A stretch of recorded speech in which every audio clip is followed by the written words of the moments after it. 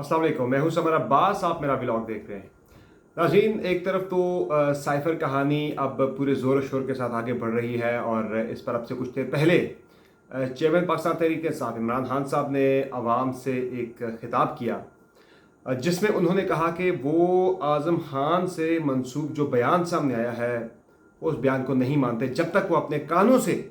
ऐसे किसी बयान को सुन नहीं लेते। वो कहते हैं आज़म खान एक ईमानदार आदमी है और उन्हें उन पर यकीन नहीं है कि वो इस तरह का बयान दें। हाँ, दबाव डाल के अगर इस तरह का बयान ले लिया गया हो तो वो एक अलग मामला है, वरना उन्होंने कहा मैं इस बयान को नहीं मानता। वही बात जो कल मैंने की थी कि यही मौक़िफ़ पाकिस्तान तहरीक इंसाफ की तरफ से इख्तियार किया जाएगा कि ये बयान आज़म खान से दबाव के तहत लिया गया है और अब आज़म खान पे है कि वो अगर अदालत के अंदर जाके मुकर जाते हैं कि जो उनसे मनसूब बयान है 164 का या 161 का, ये बयानात उनसे दबाव में लिए गए तो कानूनी हैसियत उनके इस 164 और 161 के स्टेटमेंट की बिल्कुल ख़त्म होकर रह जाएगी। अब रह गया मामला साइफ़र की तहकीकात के। इस हवाले से नोटिस तो हो चुके हैं इमरान खान साहब को, असद उमर को और शाह महमूद कुरैशी को 25 तारीख के। लेकिन कल वाली मैं अपनी बात के पे कायम हूँ कि कानूनी से ज़्यादा इस मामले के सियासी इम्प्लिकेशंस बनाने की कोशिश की जा रही है। लेकिन जितने आज क्लैरिटी के साथ इमरान खान ने अब से कुछ देर पहले बात की है आवाम से लाइव खिताब में यूट्यूब पर, सोशल मीडिया पर, उसके बाद मुझे नहीं लगता कि इसने कोई ऐसा कोई इबहाम रह गया है कि इसमें यानी जो सियासी फ़ायदा हुकूमत उठाना चाह रही थी उस पर इमरान खान ने कोई उज़र पेश करने के बजाय जितनी खुल के बात की, बल्कि उन्होंने उल्टा कहा कि साइफ़र के बेनिफिशरीज तो ये लोग हैं, तो ये उल्टा खुद इन्होंने अपने पाँव पे कुल्हाड़ी मार दी है साइफ़र की बहस छेड़ के, क्योंकि वो कहते हैं मैंने खुद पटिशन की थी उस वक्त साइफ़र की तहकीकात के लिए। तो ये तो जनाब हो गया मामला साइफ़र वाला। बाकी खान साहब ने एक और बड़ा ही अहम इंकशाफ किया। वो उन्होंने कहा जी कि बाजवा साहब के वाले से, यानी कि बात तो ये पहले खैर हो चुकी है, दोबारा से खान साहब ने आज उसको रीइटरेट किया। वो कहते हैं यार बात यह कि मैंने जब रशिया का दौरा किया था तो जनरल बाजवा की और कुछ साबिक खारजा सेक्रेटरीज़ और वजारत खारजा की मुशावरत से मैंने ये फैसला किया था। बाजवा साहब ने कहा था आप जाएँ। जब वापस आया तो बाजवा साहब ने मुझे कहा कि आप मजम्मत करें जो रूस ने यूक्रेन पे हमला कर दिया है। हमने कहा हम न्यूट्रल रहेंगे, हमने उनके साथ डील करनी है, गंदम खरीदनी है, तेल खरीदना है। तो बाजवा साहब ने एक सेमिनार के अंदर जाके उस अटैक की मजम्मत कर दी, अपनी हुकूमत की, अपने वज़ीर आज़म की पॉलिसी के बिल्कुल बरखिलाफ। बहरहाल खान साहब को चाहिए था उस वक्त तो बाजवा साहब के खिलाफ कोर्ट मार्शल करते अगर उन्होंने उनकी पॉलिसी के बगैर ये बयान दिया था। चले अब आते हैं जी आज की बाकी पॉलिटिकल स्टोरीज़ की तरफ। केयर टेकर प्राइम मिनिस्टर का मामला भी शुरू है और उस पर कंसल्टेशन जारी हैं। आज डमी ही है अपोजिशन लीडर राजा रियाज साहब। असल तो कंसल्टेशन इस वक्त हो रही है पीपल्स पार्टी और नून लीग के दरमियान केयर टेकर वज़ीर आज़म के हवाले से। हालांकि अपोजिशन लीडर राजा रियाज साहब से ये कंसल्टेशन होनी चाहिए थी, उनके साथ तो मेरे ख्याल से एक रस्मी सी कंसल्टेशन यकम अगस्त के बाद होनी है, यकम अगस्त को होनी है, मुतवक्का है। वज़ीर आज़म शहबाज शरीफ और अपोजिशन नाम लिहाज अपोजिशन लीडर राजा रियाज के दरमियान असल जो कंसल्टेशन है वो पीपल्स पार्टी और नून लीग के दरमियान हो रही है। जो शहबाज शरीफ साहब नाम देंगे वो पीपल्स पार्टी के साथ मुशावरत के बाद नाम सामने आएंगे। तो अब जो 3 नामों की बात हो रही है उनमें निगरान वज़ीर आज़म के लिए नासिर कोसा जो कि साबिक ब्यूरोक्रेट हैं, मियां नवाज शरीफ के साथ प्रिंसिपल सेक्रेटरी रह चुके हैं, उनका नाम चल रहा है। एक कमर साहब थे, कोई एक साबिक सेक्रेटरी पेट्रोलियम थे, उनका नाम पीपल्स पार्टी दे रही है कि उनका नाम आना चाहिए। और इसके अलावा जो नाम चल रहे हैं वही कामरान टिसोरी का नाम चल रहा है, फैसल वाडा का नाम भी चलता रहा और हफीज़ शेख साहब का नाम चल रहा है। लेकिन ये एक बहस ज़रूर है पीपल्स पार्टी नून लीग के दरमियान। इस चीज़ पे काफ़ी ज़्यादा जोर दिया जा रहा है कि कोई सीनियर सियासतदान निगरान वज़ीर आज़म होना चाहिए। आज ख्वाजा आसिफ साहब ने भी इसी बात पे जोर दिया है कि सीनियर सियासतदान कोई निगरान वज़ीर आज़म होना चाहिए, कोई ब्यूरोक्रेट या कोई साबिक जज जो है वो निगरान सेटअप का हिस्सा नहीं बनना चाहिए। मैंने खुद आज इस वाले से कुछ लोगों से बात की तो जो बात चल रही थी कि मोहसिन बेग साहब बन सकते हैं या बाकी आ सकता है, क्योंकि मोहसिन बेग साहब के आर्मी चीफ के साथ बहुत करीबी ताल्लुकात हैं, इसलिए जो आर्मी चीफ को मशवरा दिया गया है कि मोहसिन बेग साहब का नाम जो है वो ना दिया जाए। अगर कोई भी कल को सख्त फैसले जो होने हैं इमरान खान के वाले से एग्जीक्यूशन होनी है चीज़ों की, वो जब होंगे तो वो सारे का सारा ब्लेम जो है वो आर्मी चीफ के ऊपर आएगा। इस तरह की जो ISI की तरफ से इनपुट जो है वो वज़ीर आज़म आर्मी चीफ को दी गई है। बाकी दीगर लोगों के हवाले से कंसल्टेशन चल रही है, देखते हैं किसका नाम सामने आता है। लेकिन ये नाम जो है ये चल रहे हैं इस वक्त मार्केट के अंदर, बड़ी जो है इनकी आजकल बड़े ज़ोर शोर के साथ ये नाम डिस्कस हो रहे हैं। تو باقی راجہ ریاض صاحب نے یہ بھی انکشاف کیا کہ 8 اگست کو اسمبلی کی مدت جو ہے وہ یعنی کہ 8 اگست کو اسمبلی تحلیل کر دی جائے گی اپنی مدت پوری ہونے سے 4 روز پہلے ہی، اور نومبر کے پہلے ہفتے میں ملک کے اندر انتخابات ہو جائیں گے۔ اب اصل جو یہاں پہ سٹوری ہے جو میں نے آپ سے ایک ہفتہ پہلے سے میں نے ڈسکس کرنا شروع کی تھی، وہ ہے سینسس کا معاملہ۔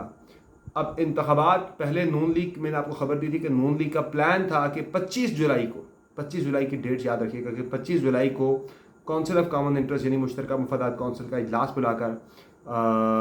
مردم شماری جو ہے 2023 کی اس کو نوٹیفائی کر دیا جائے، اور جب یہ مردم شماری نوٹیفائی ہوتی ہے تو پھر اس کے بعد حلقہ بندیاں نئی ہونی بنتی ہیں آئینی اعتبار سے، آئین کے تحت،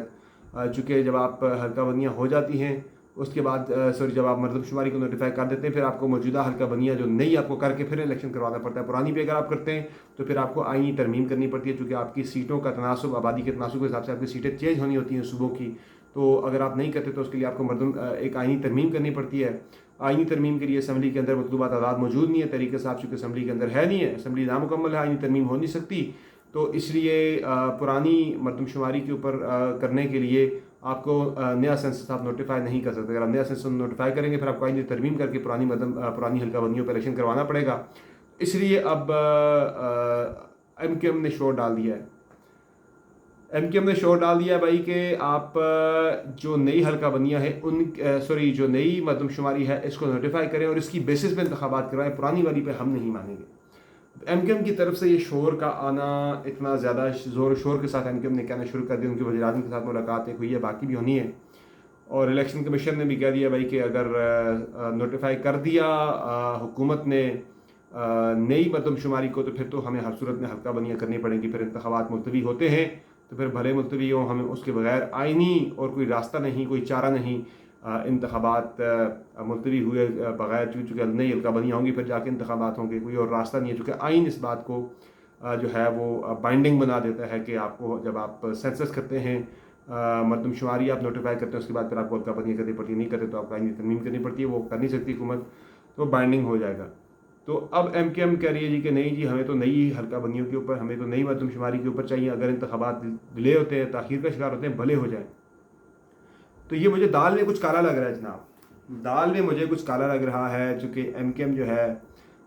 وہ نہ مرضی سے کسی سیاسی اتحاد میں جاتی ہے، نہ اپنی مرضی سے سیاسی اتحاد سے نکلتی ہے، نہ کوئی مرضی سے سیاسی بیان دیتی ہے، چونکہ زیادہ تر ان کی چابی کہیں سے نہ کنٹرول ہو رہی ہوتی ہے۔ تو مجھے تو اس میں کافی کچھ گڑبڑ لگ رہی ہے۔ انتخابات کے بروقت ہونے کے حوالے سے جو شکوک و شبہات تھے، مجھے وہ پھر سے ان میں جان نظر آ رہی ہے،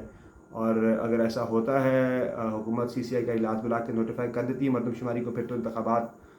مارچ سے پہلے ہو نہیں سکتے پاکستان کے اندر، اور اس پہ اب ڈسکشن تو جاری ہے، دیکھتے ہیں کہ کس کا نام سامنے آتا ہے۔ باقی میں نے آپ کو 17 جون کو خبر دی تھی کہ سندھ کے اندر پاکستان پیپلز پارٹی کی طرف سے اپوزیشن کا صفایا کیا جا رہا ہے، وہاں سے اپوزیشن میں شامل جتنے لوگ تھے سب کو پیپلز پارٹی میں شامل کیا جا رہا ہے۔ تو میں نے آپ کو خبر دی تھی کہ شکارپور سے غوث بخش مہر صاحب، ان کے بیٹے شہریار مہر، ان کا خاندان جو ہے وہ پیپلز پارٹی میں شامل ہونے والا ہے۔ آج ان کی فیملی پیپلز پارٹی میں شامل ہو چکی ہے، غوث بخش مہر صاحب نے پاکستان پیپلز پارٹی کو فیملی سمیت پیپلز پارٹی کو جوائن کر لیا ہے، اور اب ذوالفقار مرزا صاحب کی فیملی کی طرف جایا جائے گا پیپلز پارٹی کی طرف سے، پھر نائید خان اور ستر عباسی کو بھی اپروچ کیا جا رہا ہے، وہاں سے بھی کوئی اچھی اطلاع آ سکتی ہے معظم عباسی کے والے سے۔ تو کافی چیزیں جو ہے آپ کو انٹرسٹنگ سندھ کے اندر دیکھنے کو ملیں گی، لیکن اصل میں ریس وہی ہے کہ وزیر اعظم اگلا کون ہوگا۔ اگلا وزیر اعظم فی الحال اگر عمران خان ریس میں ہوتے ہیں پھر تو بڑا مشکل ہے پاکستان تحریک انصاف کو ڈیفیٹ کرنا، لیکن اگر عمران خان ریس میں نہیں ہوتے اور وہ ڈسکوالیفائی ہو جاتے ہیں تو پھر مجھے لگتا ہے کہ اس حوالے سے پھر زیادہ چانس جو ہے وہ شہباز شریف کا بن سکتا ہے۔ اگلے وزیر اعظم کے حوالے سے نواز شریف کے حوالے سے جو قانونی پیچیدگیاں ہیں وہ مجھے کلیئر ہوتی ہوئی اگلے انتخابات سے پہلے نظر نہیں آ رہی ہیں۔ اگر انتخابات نومبر میں ہوتے ہیں، انتخابات اگر التوا کا شکار ہوتے ہیں تو پھر میاں نواز شریف جو ہیں وہ وزیر اعظم کی دوڑ میں بھرپور طریقے سے شامل ہو جائیں گے، کیونکہ انہیں ٹائم مل جائے گا 16 ستمبر سے پہلے، چونکہ انہوں نے پاکستان آنا نہیں جب تک موجودہ چیف جسٹس عمر رضا بندیال صاحب ریٹائر نہیں ہوتے۔ باقی توشہ خانہ کے حوالے سے بھی خان صاحب نے بھی آپ سے کچھ دیر پہلے بات کی ہے، لیکن جس طرح سے جج ہمایوں دلاور صاحب نے اسٹیٹمنٹ ریکارڈ کرنی شروع کی ہے، ایک گواہ کی الیکشن کمیشن کے جو متعلقہ گواہ تھے ان کا بیان ریکارڈ کیا زبردستی، خواجہ حارث نے بھرپور مخالفت کی کہ بیان ریکارڈ نہ کریں، چونکہ خود جو کیس میں ملزم ہے عمران خان وہ موجود نہیں ہیں، وہ لاہور کی ایک عدالت میں آج ان کی پیشی ہے، وہ نہیں آ سکتے۔ تو زبردستی جج ہمایوں دلاور صاحب نے کہا کہ میں آپ کو ان کا نمائندہ مقرر کرتا ہوں گواہی کے لیے، جو وکیل ہے جو گواہ ہے، گواہ کا بیان ریکارڈ کرنے کے لیے میں آپ کو جو ہے عمران خان کا نمائندہ مقرر کرتا ہوں۔ حالانکہ نمائندہ جو ہے وہ خود جو ملزم ہوتا ہے وہ مقرر کر سکتا ہے، اس کے بھی ہاتھ پہ کوئی اور مقرر نہیں کر سکتا۔ اس کیس میں کافی ہیش دکھائی دے رہی ہے۔ جو خواہش تھی نون لیگ کی کہ وہ وقت یعنی اپنی مدت کے اندر عمران خان کو جیل کی ہوا دکھا سکتے، گرفتار کر سکتے، جیل میں ڈال سکتے زیادہ عرصے کے لیے، وہ تو پوری نہیں ہو سکی۔ ایک اٹیمپٹ کی تھی، وہ ناکام ہو گئی۔ اب 16 ستمبر سے پہلے نون لیگ ظاہر ہے اگلے مہینے کے اندر نون لیگ کی حکومت ختم ہو جائے گی۔ اگلے میرے سے کوئی اب ٹائم بڑا کم رہ گیا ان کے پاس، صرف اور صرف ان کے پاس اب آدھا مہینہ رہ گیا ہے، 17-18 دن رہ گئے نون لیگ کے پاس ٹوٹل۔ جس طرح سے انہوں نے 8 اگست کو اپنی حکومت جو ہے وہ چھوڑنی ہے، اسمبلی تحلیل کرنے جا رہے ہیں، تو یہ 17-18 دن کے اندر تو مجھے نہیں لگتا کہ کوئی ایگزیکیوشن ہو کہ عمران خان کی گرفتاری ہو سکے۔ چونکہ ایگزیکیوشن اگر ہو جاتی ہے، کیس میں اگر انہیں سزا ہو جاتی ہے، اس کے بعد پھر انہیں نکالنا اور ضمانتیں کروانا سارا وہ ایک بڑا ہیکٹک پروسیجر ہے، اس میں چیف جسٹس آف پاکستان بھی کچھ نہیں کر پائیں گے۔ اور باقی اس کے علاوہ جو معاملہ ہے عمران خان کے خلاف جو بلوچستان میں وکیل کے قتل کا معاملہ تھا، اس پہ سپریم کورٹ آف پاکستان نے 24 تاریخ کو انہیں طلب کر لیا ہوا ہے، 24 جولائی کو۔ اور سائفر کے حوالے سے 25 جولائی کا نوٹس ہو چکا ہوا ہے۔ آج وزیر قانون اعظم وزیر طارق صاحب یہ کہتے ہیں کہ اگر غلطی سے سائفر گم ہوا ہے، کوئی اس طرح کا کوئی اگر ہوا ہے عمل فیل ہوا ہے، تو اس پہ 2 سال کی سزا ہے۔ اگر جان بوجھ کے کیا ہے بدنیتی کے تحت سیاسی فائدہ اٹھانے کے لیے تو اس پہ زیادہ سزا ہے۔ لیکن ان کا یہ موقف تھا کہ عمران خان کو سزا تو ہر صورت میں ہونی ہی ہونی ہے۔ تو دیکھتے ہیں کیا ہوتا ہے۔ مجھے دیجیے اجازت، اپنا بہت خیال رکھیے گا۔ شب بخیر۔